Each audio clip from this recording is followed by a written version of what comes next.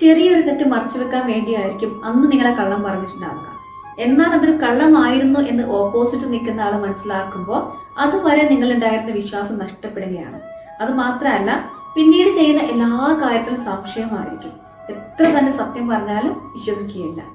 പിന്നീട് എപ്പോഴും ആ ഒരു കാര്യം തന്നെ പറഞ്ഞ് വേദനിപ്പിച്ചുകൊണ്ടേയിരിക്കും. അതോർത്ത് സ്വയം വേദനിക്കുകയും ചെയ്യും.